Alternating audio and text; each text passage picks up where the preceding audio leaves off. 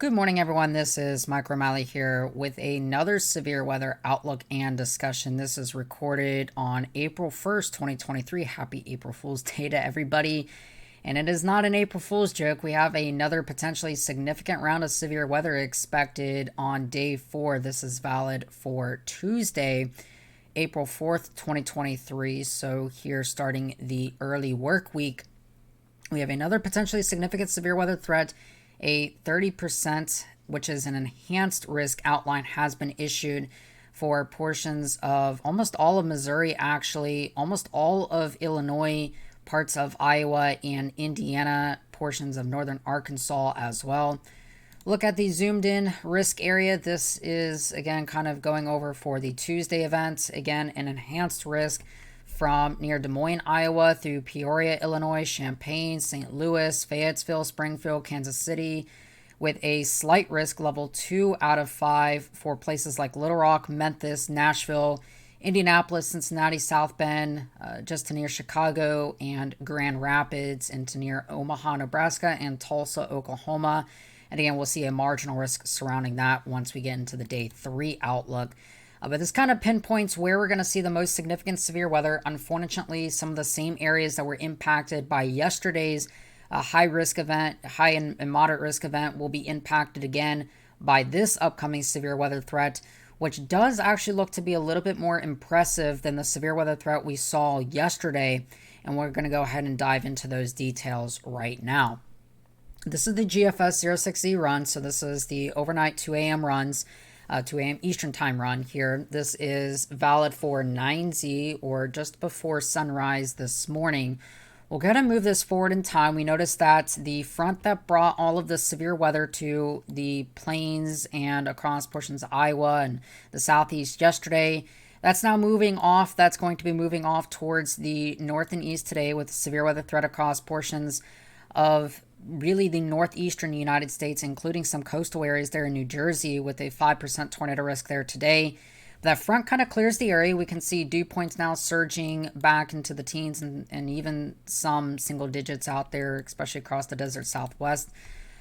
But we can notice that what's going to be happening is inevitably that front is not going to completely wash out into the Gulf of Mexico. And we start to get return flow that's going to start to set up here by early tomorrow morning. That return flow of moisture is going to set up and it's going to be pumped into the same areas that we're going to be seeing that severe weather threat on Tuesday. So we kind of notice by Monday we kind of get this set up here. We actually get kind of a pseudo dry line cold front set up here with an area of low pressure and the warm front extending off like that. That's going to rapidly surge to the north here on Tuesday. And as we get low-level cyclogenesis, we're going to see that moisture field be pumped in widespread dew points up in the 60s here by early Tuesday morning. And we're looking by about 18Z on Tuesday, so 2 p.m. Eastern time. We have that kind of dry line / cold front there, area of low pressure somewhere back in here, and the warm front extending something up like this at that time by Tuesday afternoon. So this is going to set the stage for a pretty widespread severe weather event, probably not as far north as what we saw in yesterday's event, but still sufficiently far to the north that pretty much all of Missouri and especially central Illinois into Indiana, back and through Little Rock or to near Little Rock, Arkansas, that area has the greatest chance for severe weather in my opinion. Look at the European forecast, pretty much the same story. Again, a little bit more washing out into the Gulf there. But most notably, again, those dew points surge northward. And in fact, we get dew points that surge into the mid and upper 60s into portions of Iowa, again, kind of near Des Moines, Iowa. Again, kind of give you a location of your fronts. Your actual surface low is going to be somewhere around here with kind of a trailing front / dry line. And then your warm front is going to be something like this at that time. So this is going to be very evident in our synoptic sound, kind of our synoptic overview, our soundings, if you will. But before we kind of look at some of those QT charts, what we're going to do is we're actually going to look here, and we're actually going to look at our theta E. And this theta E basically represents higher temperature and moisture content. Again, you can kind of see that surge up there on Tuesday, indicating that we will have very sufficient moisture for severe weather to occur. Now let's actually look at our upper level dynamics here. We're going to take a look here at our 500 millibar winds and vorticity. We're actually going to take a look at the vorticity first. But we kind of noticed that again on Tuesday we have this big upper level low that's going to be over the northern US. And we noticed that out in front of it here, there's going to be a large amount of diffluent flow aloft. Basically, you kind of notice how there is a little bit of these isobars here. Basically just going a little bit like that, or not isobars, but the decameter bars here. And basically this indicates that we're going to have diffluent flow aloft in this area. And because this is going to be close to the right exit region, we are going to be seeing that vertical motion increase across this area. And we could see supercells initially, but I do think that's going to translate more into a linear line as this forcing approaches. But out here in the exit region, further removed from this forcing, I do believe we could see discrete supercells at least initially before we transition more to a linear mode after that point in time. Now, if we actually kind of look here again at our 500 millibar winds here, we notice that, again, this is our big system bringing that severe weather today. We'll kind of move out in time. We return to more of a zonal flow, meaning we have generally west to east winds across most of the United States. But we notice this trough now approaching the California coast here and the west coast of the U.S. This is going to be a positively tilted trough, at least initially, but then is going to swing in. And you notice those strong winds kind of rounding the base of that. And then right here over portions, really as we kind of back that up here, really to the height of the event, we're going to have these 80 knot winds spreading over most of Missouri and really all of this risk area right here over the warm sector. And this is going to promote, again, that strengthening of the low level flow as well.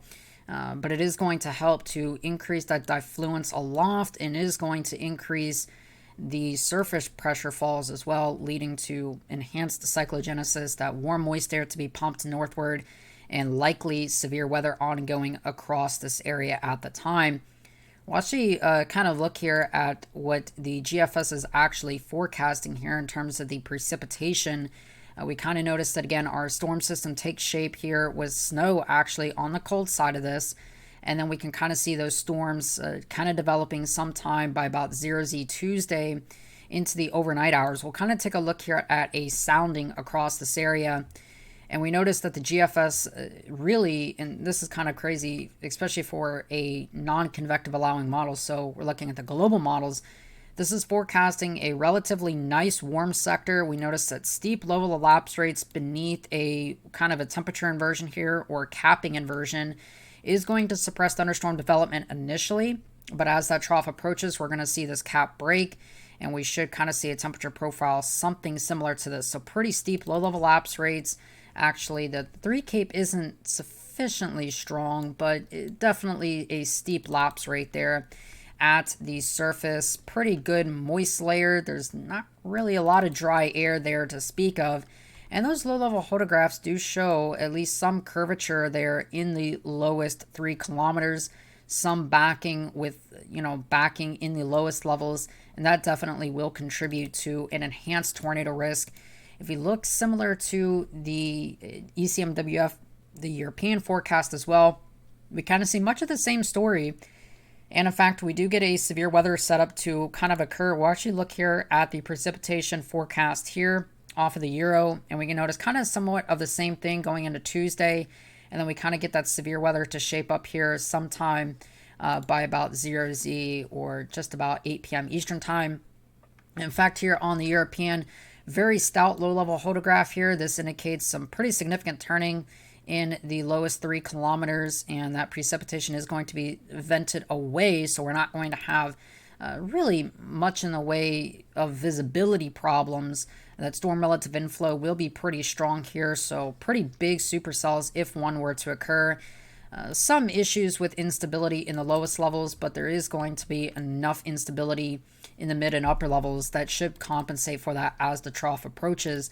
So the parameter space is looking fairly significant at this particular point in time, and I do think that we could see a wide sector of severe weather.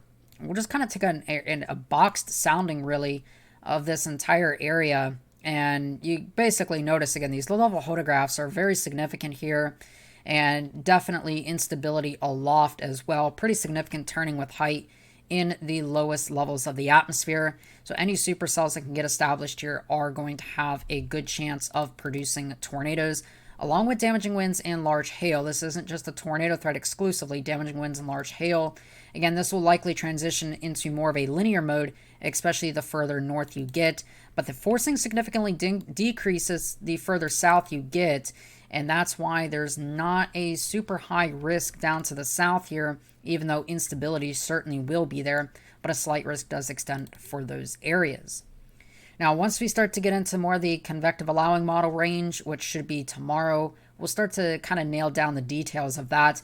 But for right now, given the SPC wording, it does seem like that they are ready to pull the trigger on a moderate risk for the day 3 outlook.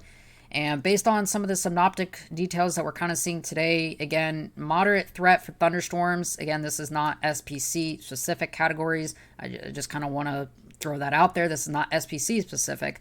But again, a moderate threat for thunderstorms, moderate threat for tornadoes, and a moderate threat for wind, especially the further north you get into Missouri and Illinois. You will have a higher wind threat with that as we start to transition to a linear mode, and hail threat going to be enhanced, so likely somewhere around 15 to 30% is what we're going to see in terms of that. So again, this is something that takes very seriously as we head into Tuesday. I know some of these areas just dealt with severe weather, but it's imperative to have your severe weather plans ready to go in case if you do get under any warnings there on Tuesday. Now, real quickly, taking a look at yesterday's severe weather event, we had a very significant outbreak yesterday, a rare high risk, the first one since really 2021. So a very rare high risk was issued in 2 areas yesterday, one kind of near the Memphis, Tennessee region, and one up here near Peoria, Illinois, into portions of Iowa, where we had the greatest tornado coverage in here. Some pretty significant tornadoes occurred yesterday in Iowa, a couple down here in the warm sector ahead of that squall line yesterday near Sullivan, Indiana, likely produced a violent tornado. A couple storms near Little Rock that produced tornadoes as well, likely EF3 plus damage, and a few supercells that tracked into Huntsville near Tupelo, Mississippi, and Memphis, Tennessee, that likely produced strong to violent tornadoes as well. So overall, we've had over 700 reports. Definitely that forecast from yesterday did indeed verify. So not a bust at all. Great job by SPC and everybody working that event to keep people safe. All right. So that being said, I do hope you have a great rest of your afternoon and evening. Of course, I am Michael O'Malley. I'll be talking to you guys again some more over the next several days.